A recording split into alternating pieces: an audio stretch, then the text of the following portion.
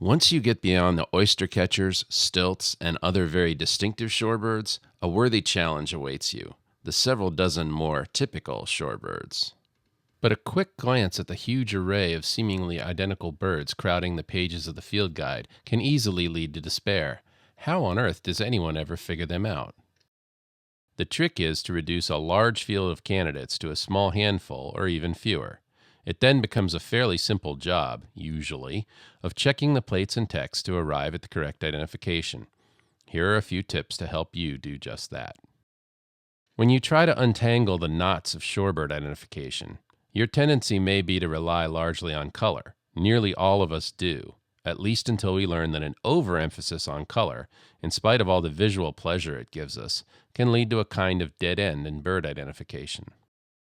If you let your eyes go no further than the gorgeous glowing red color of a breeding plumaged red knot, you will naturally have a hard time recognizing the same bird, should you encounter it during the 9 months or so of the year when it wears a more anonymous silvery gray.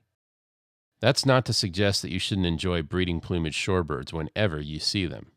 On the contrary, enjoy them to the hilt and use their distinctive, briefly held colors as a way into a deeper understanding and recognition of their essential nature. Let's get rid of all colors for just a moment. One thing that varies little on birds is their shape.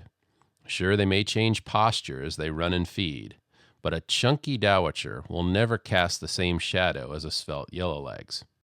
When looking at shorebirds, it really helps to notice basic elements of proportion. Is the head small or large? Is it supported by a long neck, or does it sit squarely on the shoulders? Do the legs seem especially long and stilt-like, or are they more proportionate? It's particularly important to pay attention to bills. Shorebirds have evolved an amazing variety of bill shapes and sizes, each being well suited to its owner's preferred method of foraging.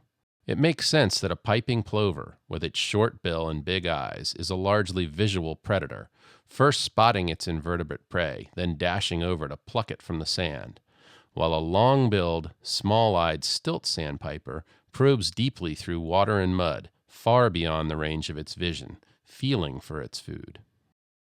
The turnstones use their short spiky bills to flip over pebbles, push aside seaweed clumps, or to dig down into the sand. The bill, being the tool of its ecological trade, is often the most unique indication of a shorebird's identity.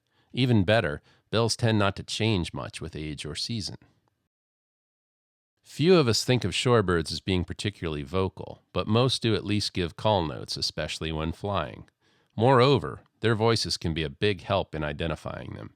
A classic example is short-billed versus long-billed dowitchers, often regarded as a very difficult ID to make, but not if the birds are calling. The short-billed has a staccato toot-toot-toot, while the long-billed gives a sharp, worried keek, sometimes doubling or tripling it.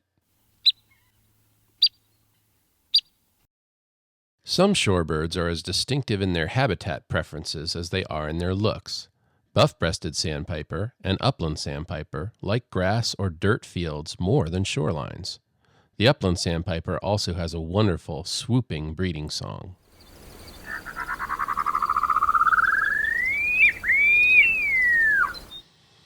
A few sandpipers are so fond of rocky habitats that birders often call them rock pipers. These include the tattlers, the surfbird, and rock and purple sandpipers. Other habitat cues are more subtle. Solitary sandpipers have a fondness for small ponds, often those in or near woods, and flooded fields with emergent weeds, while the rather similar lesser yellowlegs tends to prefer mudflats and more open water situations, sometimes even swimming a bit.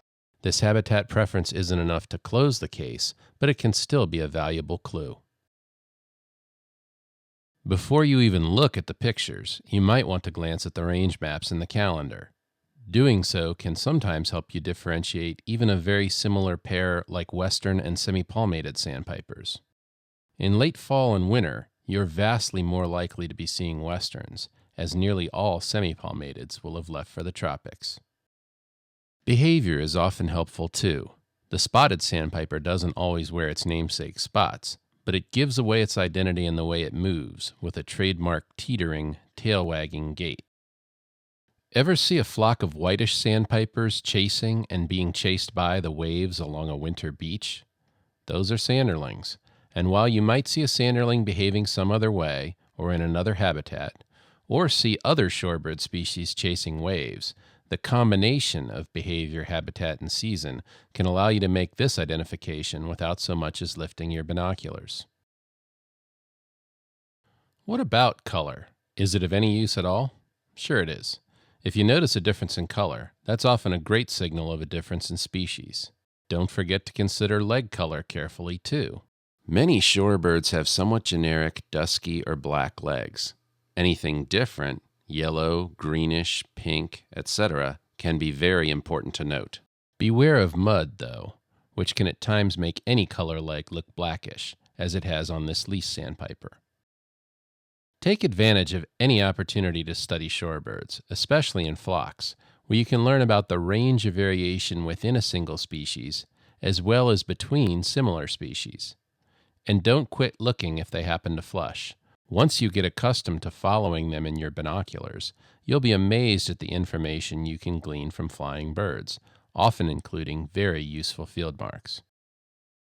Finally, birding with others who know more than you can be particularly beneficial when it comes to learning shorebirds.